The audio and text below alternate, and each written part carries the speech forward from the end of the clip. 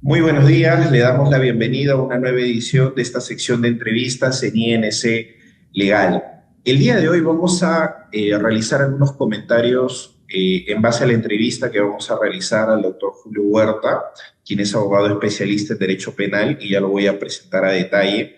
Pero el tema que vamos a conversar el día de hoy está relacionado al caso Lisset Marzano.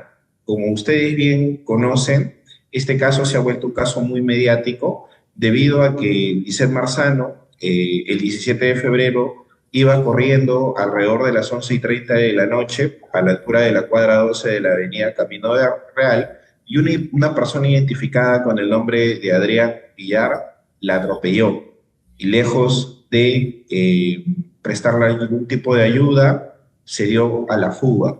Entonces, a raíz de este hecho, eh, se ha presentado un ambiente o una situación en la que es propicio poder revisar algunas figuras jurídicas y por sobre todo tener en claro las recomendaciones que te daría un abogado especialista en derecho penal sobre qué conductas o qué actuaciones tú debes realizar si de repente por algún error involuntario te ves inmiscuido en este tipo de accidentes o si tú presencias este tipo de accidentes. Alrededor de este caso se han generado una serie de particularidades. Por ejemplo, que también se está realizando una investigación por encubrimiento a los familiares, actuaciones irregulares por parte de la policía, eh, incluso cuestionamientos respecto de que el test de alcoholemia se realizó más de 8 horas después. Y bueno, la novedad o el estado actual de este proceso es que el 5 de marzo, hace 2 días, se dictó una prisión preventiva por nueve meses a Adrián Villar. Y ya sobre eso el doctor Julio Huerta, quien como lo mencionaba es abogado especialista en Derecho Penal y Procesal Penal, es egresado de la Universidad Nacional Mayor de San Marcos, cuenta con maestría en Derecho Penal por la Universidad de Buenos Aires, es miembro del taller de dogmática penal, es ex consultor del Poder Judicial para la implementación del expediente judicial electrónico, ex consultor del Instituto de Gobernanza Brasilea y Suiza para la recuperación de activos provenientes de las actividades ilícitas, es ex abogado del MINJUS, asistente académico del doctor Víctor Cubas y Marcial Paucar en la Universidad Nacional Mayor de San Marcos. En ese sentido, le damos la bienvenida al doctor Julio Huerta y a nombre de INC Legal le damos la bienvenida a este espacio sobre el tema de derecho penal y en particular sobre el caso Lisset Marzano. La primera pregunta, que evidentemente se encuentra muy realizado este caso, y es que es un caso mediático, ¿no? A diferencia de nosotros los abogados, cuando asesoramos clientes y tenemos casos particulares, en algunas ocasiones se presenta un caso mediático, que es un caso donde la opinión pública emite comunicados, existe una participación por parte de la sociedad en el sentido de que brindan comentarios. Entonces, doctor Julio Huerta, siendo este un caso mediático, el caso de Lisset Marzano, ¿cree usted que el componente social, ético, moral también deberían formar parte del análisis que va a realizar el juez o que va a realizar la fiscalía, más allá de lo estrictamente jurídico? En realidad, el hecho de que sea mediático influye en los criterios que debería tener la fiscalía, tanto para poder formular su denuncia como el juez para poder resolverla. Buenos días, estimado José. Te pido por favor que me trates con la de tú, debido pues a la confianza que ya no tenemos. Hemos sido amigos durante pregrado en la San Marcos. Existe una confianza eh, originada a través del tiempo, del compañerismo propio de pregrado. Y te agradezco mucho por esta invitación. Procedo a resolver las preguntas. A ver, creo que debemos tener en claro que no es lo mismo un caso mediático que un caso no mediático. O sea, las reglas son las mismas, las reglas procesales, las reglas jurídicos penales son las mismas, pero realizando una analogía, no es lo mismo que yo me juegue un partido sin público a que me juegue un partido con público. La hinchada cuenta, lo mediático cuenta. No digo que esté bien o que esté mal, simplemente digo que es un factor a tener en cuenta. Ahora, siempre para nosotros, por lo menos para mí y mi equipo, que un caso sea mediático o no, no debería influir en la estrategia defensiva, ni la manera como abordamos el caso. Y siempre nosotros procuramos que lo mediático no afecte la línea defensiva, porque siempre el derrotero va a ser proteger los intereses del patrocinado. Si es que exponer el caso a la prensa beneficia nuestra línea defensiva, se hará. Si es que no, como de manera muy respetuosa digo, eso no conviene, como creo que no me equivoco y espero no equivocarme, como creo que ha ocurrido en el caso que comentas, el caso de Adrián Villar, que se expuso información a la prensa que luego no fue corroborada, pues eso es perjudicial para los intereses del defendido, lo cual no debería pasar. Ahora, respecto al componente moral, ético y social, yo creo que no deberían estar en cuenta.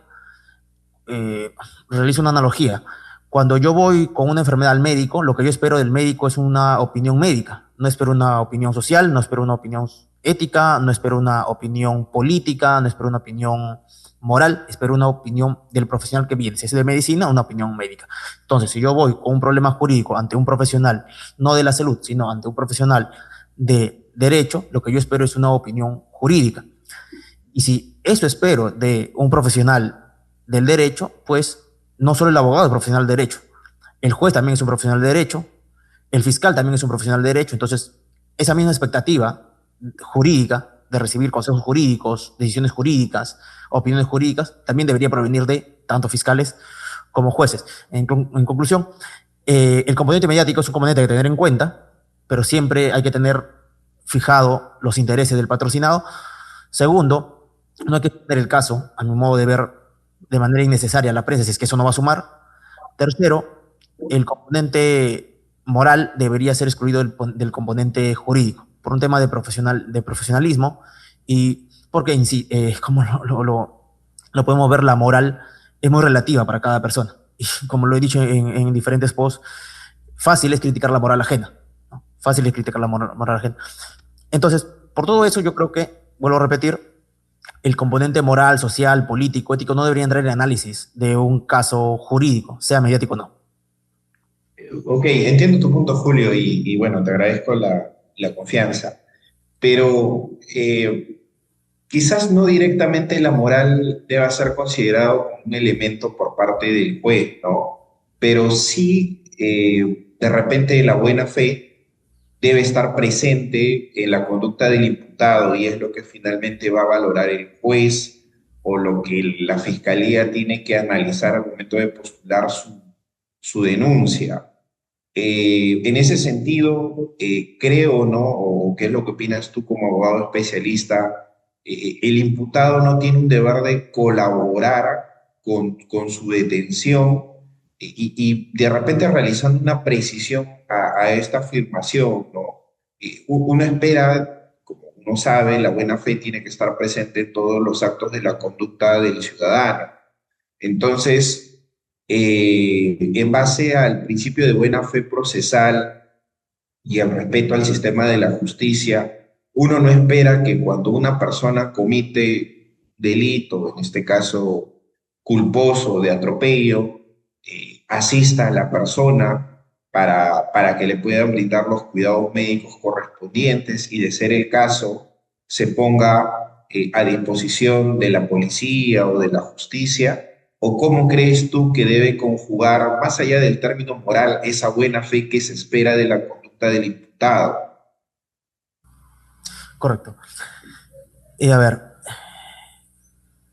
creo que podemos convenir de que ninguna persona está obligada a realizar lo que la ley no manda. Entonces, si es que la ley no manda al imputado a colaborar con su detención, pues esa actividad de no entregarse a la justicia está enmarcado dentro del ordenamiento jurídico como una conducta permitida, que no debería traer eh, consecuencias negativas al actuar del imputado. Ahora, también existen límites, ¿no? O sea, no porque yo no tenga el deber de colaborar con mi detención, quiere decir que voy a agarrarme a balazos con el policía, porque como tengo el deber de no colaborar con mi detención, pues saco mi arma de fuego y empiezo a agarrarme a tiroteos con la policía. Hay ciertos límites. Uno de esos límites es que la conducta sea necesaria, ¿no? La conducta sea necesaria para no una resistencia física, jaloneos, etcétera, pero no puedo colaborar con darme a la fuga para no colaborar con mi detención, etcétera. Ahora, también darse a la fuga, si bien está dentro del marco de no colaborar con la detención, esto también puede ser analizado como un peligro de procesal para el tema de la dación de una prisión preventiva. O sea, que sea lo uno no quiere decir que no sea lo otro. Segundo, sí existe un deber de auxiliar a la persona que uno ha puesto en peligro o ha lastimado. Y el no hacerlo, como en el caso de Adrián, implica la comisión de un delito, el delito de omisión de socorro. Ahora, si bien el imputado está obligado a eso y el no hacerlo, incumplir ese deber, conlleva la comisión de un delito, el delito de omisión de socorro, si bien ocurre eso, también es cierto que el imputado no tiene, insisto, la obligación, el deber de colaborar con su detención. Y vuelvo a decir, ese deber tiene límites, por supuesto, pero no se le puede exigir al imputado que coadyuve a su detención o incluso que coadyuve al favorecimiento de la investigación o al aporte de material incriminatorio. Justamente porque todo esto está bañado, está irrigado del principio de presunción de inocencia. Si me presumo inocente, entonces yo puedo guardar silencio. Si guardo silencio, quiere decir que no colaboro con la justicia.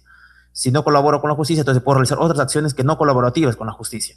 Pero el tema que no realice acciones colaborativas con la justicia no quiere decir que a mí me faculta para destruir pruebas, porque se entiende pues que mi conducta tiene que ser en aras del aporte de información incriminatoria, ser una conducta pasiva. No estoy obligado a tener una conducta activa para el esclarecimiento de los hechos. Entonces, ese es el marco que rodea los derechos del imputado, sus intereses son protegidos por la ley, e insisto, nadie está en la obligación de realizar aquello que la ley no manda. Y si la ley no manda que el imputado tiene que entregarse y el imputado no se entrega, pues eso no tiene que ser valorado en contra de esta persona. Creo que hay un punto que creo que hay que tener bastante en cuenta de lo que estás mencionando, ¿no? Una cosa es afirmar, yo no tengo la obligación de entregarme mientras no requieran mi prisión o mientras no requieran mi detención. Y eso creo que nos queda bastante claro. Pero hay un tema que has mencionado, que es el deber de colaboración, que en el caso de la omisión al auxilio del atropellado es un delito, pero también hay un deber de colaboración respecto de las actuaciones que va a realizar no solamente la policía, sino también el seguro, el juzgado de ser el caso, la fiscalía. Y esta conducta, Julio, eh, finalmente tú crees que sí termina siendo un elemento importante en el juicio de la tesis de la fiscalía o del juzgado al momento de brindar o pronunciarse sobre una prisión preventiva, como ha sido o como ya se ha pasado en este caso, porque el señor Adrián Villar estuvo fuera, o mejor dicho, omitió el auxilio y después de 8 horas recién se realizó la alcoholemia. Y en esas horas, en lugar de poder brindar facilidades respecto de cualquier cobertura del SOAT, o ponerse a disposición de la policía para colaborar, no a entregarse como detenido. Esa conducta, ya de esas horas que han pasado entre que Adrián atropelló a las 11:30 y recién al día siguiente, no recuerdo bien, cómo fue después de 12 o de 24 horas, que recién colaboró, esa conducta de colaboración en materia de derecho penal debe ser evaluada, Julio. Ya, esa conducta de no colaboración, vamos por partes. A toda persona se le presume inocente, salvo prueba en contrario. O sea, se le reviste de esta presunción de inocencia. En el marco de la presunción de inocencia, yo como imputado no tengo el deber de aportar información incriminatoria. incluso tengo el deber de guardar silencio. Entonces, esa actividad pasiva, no aportar información incriminatoria o guardar silencio, de esa conducta pasiva no se puede extraer indicios de culpabilidad. Pero una cosa es que no se extraiga indicios de culpabilidad y otra cosa es que no sirva como análisis o entre el análisis de un peligro procesal, entiéndase peligro de obstaculización o peligro de fuga. O sea, una cosa es que yo diga, tengo derecho a guardar silencio y tengo derecho a no aportar información incriminatoria, y otra cosa es que a raíz de ello yo destruya pruebas, a raíz de ello yo me oculte, a raíz de ello yo intente fabricar documentación fraudulenta para corroborar mi línea defensiva. O sea, sé que suena un poco contradictorio, pero lo que pasa es que una misma conducta despliega efectos distintos. Mi no colaboración con la justicia, mi no colaboración activa con la justicia, trae dos efectos. El primer efecto es que va a ser analizado como peligro procesal en el marco de una prisión preventiva. Pero el segundo efecto es que eso no puede ser valorado como indicio de culpabilidad. Y la culpabilidad o responsabilidad penal con el peligro de fuga son cosas distintas. Una cosa es que yo tenga posibilidad de fugarme o posibilidad de obstaculizar la justicia, y otra cosa es que yo sea culpable. Yo puedo ser inocente y obstaculizar la justicia. Yo puedo ser inocente y mentir. Yo puedo ser inocente y darme la fuga, porque me doy la fuga por miedo de repente, ¿no? Entonces, recapitulando, la habilitación a mí como imputado de no colaborar con la justicia despliega dos efectos. El primer efecto es que esa conducta que yo tenga va a ser analizada en el marco del peligro procesal, en la dación de una prisión preventiva. Pero también esa conducta que yo he desplegado de no colaborativa con la justicia no puede ser interpretada como un indicio de responsabilidad penal. Entonces, esa es la interpretación que se hace a las conductas no colaborativas del imputado. Ok. Ahora, hay un tema que está bastante relacionado a lo que estamos conversando y que se ha mencionado bastante por los medios. ¿Qué es este plazo por flagrancia, el plazo de 24 horas? Porque cuando mucho se conversa sobre el caso de Lisette Marzano, mucho se hace referencia a que el imputado se entregó al último minuto.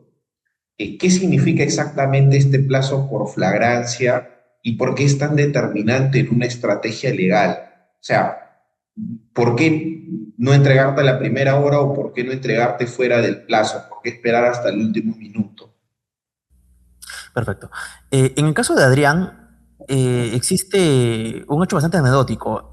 Yo recuerdo que el abogado dijo, mi patrocinado se puso a derecho, y luego agregó, ¿cómo se puso a derecho? Se puso a derecho porque presentó un escrito de apersonamiento. Y yo me pregunto, ¿eso es ponerse a derecho? O sea, ponerse a derecho no es ir donde la autoridad y decir estoy presente y voy a asumir todas las responsabilidades que ha llevado el hecho investigado. Ponerse a derecho no es entregar un documento. Ponerse a derecho no es entregar pruebas. Ponerse a derecho no es designar un abogado. Ponerse a derecho no es presentar un apersonamiento. Ponerse a derecho es ponerse en presencia de la autoridad a efectos de asumir las responsabilidades del caso. Segundo, cierro con eso. Segundo, con el tema de los plazos de la flagrancia, existen dos plazos. Uno es cuánto dura la detención en flagrancia, y otro es cuánto dura la flagrancia. La primera pregunta, ¿cuánto dura la detención en flagrancia? La detención en flagrancia dura 48 horas, por regla general. ¿Puede durar más? Sí. En casos de crimen organizado, lavado de activos, narcotráfico, etc. Pero en general 48 horas te pueden detener. Ahora, ¿cuánto dura la flagrancia? La flagrancia dura 24 horas de producir el hecho, por una sencilla razón. Nuestro Código Procesal Penal así lo establece. Es decir, si el día a las 0 horas se comete un delito, la policía tiene 24 horas para detenerme en flagrancia. Si pasan esas 24 horas ya no me pueden detener en flagrancia porque la flagrancia ya no existe. Entonces, recapitulando, son dos temas distintos. Una cosa es cuánto me dura la detención. Si me detienen, ¿cuánto voy a estar detenido? Vas a estar detenido 48 horas. Luego de cometido el hecho, ¿cuánto dura la flagrancia? La flagrancia dura 24 horas. Entonces, y es por eso pues que, según he visto, y según también ha mencionado el abogado de Adrián, Adrián se entrega faltando horas para que se venza esas 24 horas. Entrega entre comillas, ¿no? En realidad presentó documentos, según el mismo abogado. ¿Y por qué es tan determinante este plazo en la estrategia legal? O sea, ¿cuál es la consecuencia jurídica de no entregarte en las 24 horas? Ok. Es determinante porque no es lo mismo, o sea, siendo saliendo un poco del marco serio, no es lo mismo con guitarra que con cajón. No es lo mismo batallar una tesis defensiva con el patrocinado encarcelado que escarcelado, porque cuando el patrocinado se encuentra encarcelado, pues existe mayores presiones de lograr su libertad. Es determinante. Por una sencilla razón, si es que se cuenta o se hace el análisis de que a futuro el Ministerio Público va a contar con material probatorio del hecho incriminado que va a desfavorecer, que va a incriminar al patrocinado, entonces en ese escenario yo recomendaría que el patrocinado se entregue, porque se realiza un análisis costo-beneficio, ¿no? En el análisis costo-beneficio yo le diría, ¿sabes qué, señor patrocinado? A la larga se va a descubrir lo que se ha cometido, porque va a haber, las pruebas van a llegar, entonces hay que empezar a buscar un enfoque distinto. Y para eso necesito que te entregues para acreditar que tienes voluntad de colaborar con la justicia, porque nos vamos a preparar, como van a existir pruebas, es posible que pidan una prisión preventiva y tenemos que irnos preparando para ese escenario de la prisión preventiva, y entregarte pues es un insumo que nosotros usaríamos para evitar el peligro de fuga. Pero por el contrario, si realizamos un análisis de proyección y a la larga decimos las pruebas no van a existir, ya sea porque el delito nunca lo cometiste, entonces, en ese escenario, si nunca se va a probar que aquello que se te imputa es cierto, entonces mejor no te entregues. Por eso es determinante, porque, recapitulando. Ahora, mencionas algo muy importante y esto lo que nos comentas son errores en buena cuenta, ¿no? Y dentro de tu experiencia, Julio, ¿qué errores cometen con mayor frecuencia las personas las primeras 24 horas de haber sido involucradas en un caso penal? Uno bastante básico, que cree que las cosas se resuelven por sí solas y no acuden a un profesional. Yo siempre les digo a mis patrocinados que los temas jurídicos, sobre todo los temas jurídicos penales, hay que tratarlos como si fuera una enfermedad. Mientras más rápido vas al médico, más posibilidades de que te cure. No es lo mismo a tratar un cáncer en su etapa inicial a tratarlo en su etapa avanzada.